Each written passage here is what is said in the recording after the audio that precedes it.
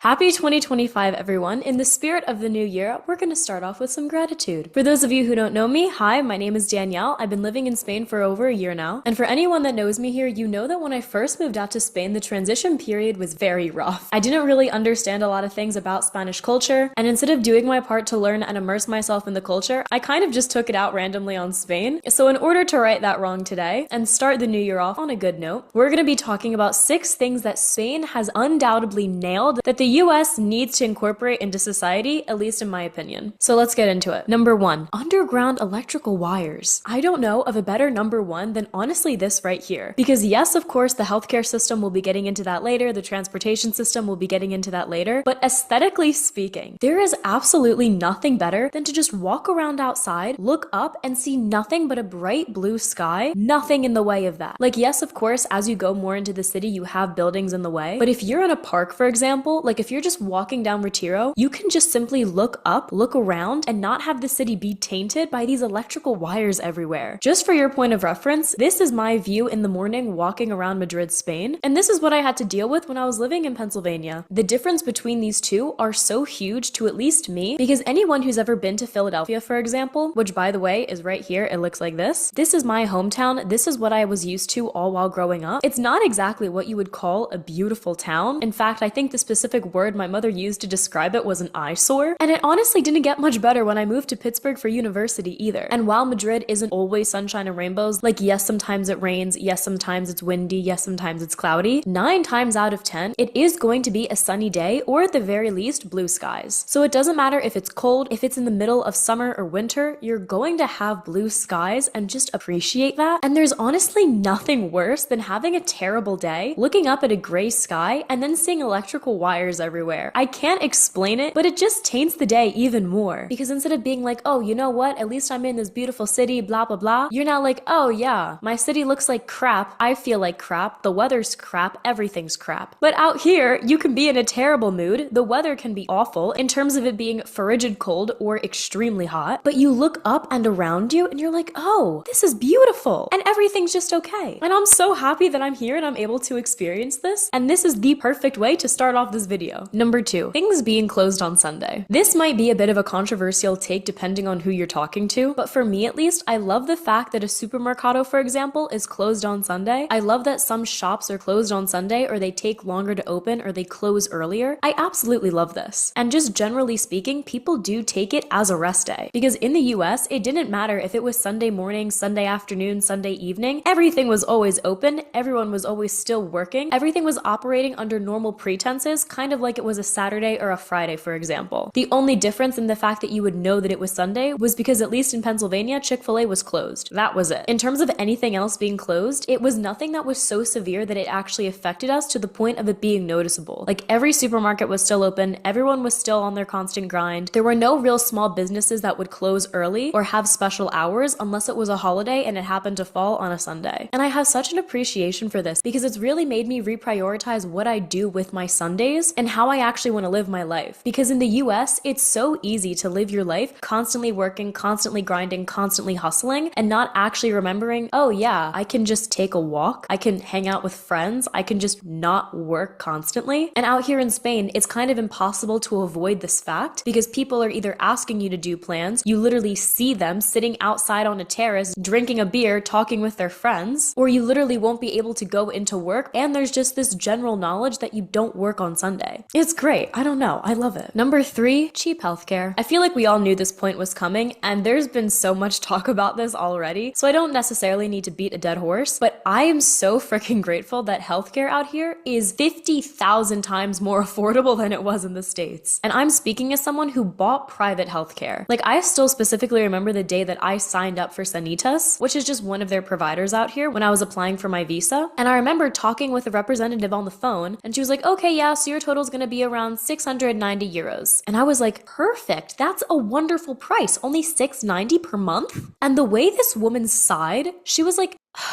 no. for the year. The year? This was such a revelation to me. And then it shocked me even more because I went into the dentist, because after I got my health insurance, I went to the dentist for a teeth cleaning, and they said, hey, you have a bit of plaque on the back of your teeth. Come back in a week so then we can properly take it off for you. I said, okay, perfect, that's fine. In the US, if they saw something like that, we would schedule an appointment, we would do it then, no big deal. I go back, I get my teeth cleaned, and I'm over here ready to pay up front, and all the woman does is say, so do you want to make it an annual meeting? She doesn't ask me for more money. I was like, yeah, sure, I'll come back next year. And this is such a revelation to me because in the US, I was insured. I was paying much more than $690 a month. Technically, my mom was paying much more than $690 a month, but either way, we were paying more than $690 a month. And even for something as simple as a teeth cleaning, you still had to pay $20 because the insurance didn't cover everything. And out here, the insurance is dirt cheap and it covers everything. Like, yes, of course, if you're getting more specialized things done, then of course that's going to vary. But what I had was relatively simple, so I don't think they needed to charge. But just this idea that you don't need to chop off your own leg and sell it just to afford healthcare is absolutely wild, and I love it. Especially because now I'm the one paying the bills. I pay for everything on my own now. So if I don't have to pay for something, I'm going to take that and run. And number 4, you probably saw this coming too, but the transportation. Can we please just give a round of applause for the transportation system out here in Madrid? I've been backpacking all around Europe. I've gone to the Netherlands, France, Switzerland, Austria, Germany, so many different places. And the transportation system out in Prague was great. Granted, it was a bit confusing when I had to first navigate it, but at least for me, there is nothing better than Madrid's transportation system. It is great. You have the buses that go everywhere. You have the metros that go everywhere. From Madrid, you're able to go to different cities in Spain like that. It is phenomenal. And because I'm younger than 25, I can get the €8 per month card that pretty much lets you go anywhere in Madrid for free for the €8 a month, which is just such an exceptional deal and something that you would never get in the States. Because if you were to get like a monthly card, I promise you right now, it would be more than $8. Number 5, feeling safe. I actually cannot tell you how wonderful it feels to walk home alone at night without gripping a pocket knife or pepper spray and feeling like you're fine. It is such a gift. And it's something I never actually thought I'd be able to experience because I have always lived my entire life predominantly in the state of Pennsylvania, which means that in Philadelphia, in Pittsburgh, even in my suburbia hometown, I was always acutely worried of people that were around me. I was always worried that someone would come out of the shadows, someone was trying to hurt me, someone was trying to come after me. And it wasn't because I was this big celebrity and oh my goodness, I need to have a bodyguard. It was just because people that I knew, people in my neighborhood, you would constantly see it on TV, were getting hurt. They were either getting shot, stabbed, mugged, robbed, or worse. And it was just this general thing that you knew could happen to you, so you always had to be vigilant. And it was something that my mom was pretty paranoid about, so maybe I now have a bit of that paranoia, but she was always telling me, make sure you're with people, make sure you're not going out after dark, you can't be alone at night, all of these different rules that just completely don't apply to life out here in Madrid. Even when I was visiting my friend up in Barcelona, she lives on one of the small towns on the outskirts of the main city, and I felt completely fine walking around alone in the morning when there was absolutely no one out and it was still dark. I felt completely fine just walking beside my friend and it was just us 2 girls, which even in the city of Philadelphia, you don't necessarily do in some neighborhoods. And out here in Madrid, it can be 3 a.m., 4 a.m., 5 a.m., 6 a.m. It doesn't matter. There's this 24/7 kind of buzz of life that you're never going to be the only one out there. So there's always going to be someone around if you need help that you can ask. But also, it is safe enough that even if there was no one around, you're fine and you don't feel like you need to have someone around. And this is just such a wild cultural difference that I'm so happy I get to experience, because anyone that knows me knows that when I first moved out to Spain, I legitimately carried around a 6-inch pocket knife because I didn't feel secure enough in this city, because I had just moved here from Pennsylvania, to feel like I could walk around without needing any kind of personal protection other than myself. And this isn't to say that, oh, I'm walking around with my eyes closed and I'm like, la dee da, I'm so safe, la la la. Like, no, I'm obviously still vigilant. Obviously, I still know that there are certain areas you shouldn't go to at night. There are certain things that are just looking for trouble if you do them, and I'm obviously not doing those things. But just having the safety within me to be like, yeah, I can go out with my friends, and if they want to go out clubbing until 8 in the morning and I can't make it to 8, then I feel safe enough to walk home at 4. And at least where I was in Pittsburgh and Pennsylvania, you would never do that. You would either call a cab, call an Uber, call your parents, call your friend, or walk home with a group of people. You would not go anywhere alone. known. And number 6, people treat staff like people and not staff. I don't know if this is a very niche thing because of the different cafes or restaurants that I'm going to, or the different cafes and restaurants that I would go to in the States, but anytime that I would go to a restaurant, anytime that I would even go to a convenience store for that matter, in the US, I was always very curt when it came to interacting with the people that were working at these places. And I used to work at Wawa, which is a convenience store, and it was the same thing for me too. I also worked at Chipotle, same thing happened. It wasn't like we were trying to be rude, but we didn't look at the people who were working as people, we just looked at them as a means to an end. For example, I was working at Chipotle when I was in university just to make some extra money, and it got to a point where I wasn't having any kind of real social interactions with people, that I could literally just go off a single script in my head, and I could literally just stick to that one single script the entire 8-hour shift, and no one thought anything weird of it. And the script was white or brown in terms of the rice, pinto or black in terms of the beans, meat, asking a one-word question to ask them what kind of meat they wanted, toppings, one-word question to ask them the kind of toppings they wanted, anything else, and then checkouts over there. That was it. 8 hours with just that script, and it worked, and no one thought anything of it. Because we are also in the US where if people think you're being rude, then they're gonna say something about it, or they're gonna be like, where's your manager? Nah, nah, nah. And because I was working at a Chipotle that was right in between Carnegie Mellon and the University of Pittsburgh, you had a lot of Karens coming in, either because they were students who were uppity or they were parents of students who were uppity. But either way, there were definitely some questionable characters that definitely would have had something to say if they thought that what I was doing was rude, but they themselves didn't even process the fact that I wasn't actually talking to them. It was like a set script that we had to go back and forth, and it worked perfectly fine. Same thing when I was in Wawa, and same thing honestly when I was a customer. Like, there was never any wait staff that was trying to spark up a conversation with me, even when I went to restaurants. It didn't matter if I was going to J. Alexander's, which is a steakhouse, or if I was going to a diner. It was always the same kind of thing of like, hi, what do you want? How's the food? Do you need anything else? No, here's the check, have a nice night. That was it. But out here in Spain, it's the exact freaking opposite. For example, when I first moved out here, I didn't have a lot of friends, and I had absolutely no idea about coffee, and my boss at the time was very into coffee. So I was like, okay, I need to figure out what coffee is all about, because he asked me to make him a cappuccino, and I didn't know what that meant. So I went to the closest cafe that I could find, which was right around the street from the office, and I started talking to the woman who was working there, and I said, hi, I know this is so weird, but what's a cappuccino? And what happened from there was that I found out that her name is Maria. She owned this cafe. She co-owned it with her mother. The reason that they have so many different kinds of teacups is because they go to different vintage shops on the weekends and they pick out the ones they like. And then I also found out about her entire life story, her fiance of 10 years, her dog named Sunset, and the future she wants to have as a mother. All of that just from a cappuccino. And I feel like this just perfectly summarizes what it's like to live in Spain, because you can make a friend out of anyone, and it doesn't matter what they're doing for their work. And especially when you are going to restaurants, when you are going to cafes, when you are going to diners, you're having these wonderful interactions with the people that are serving you. And it's not in a condescending way of like, oh, how are you today? No, it's like a conversation of like, yo, Marcel, what's going on? How have you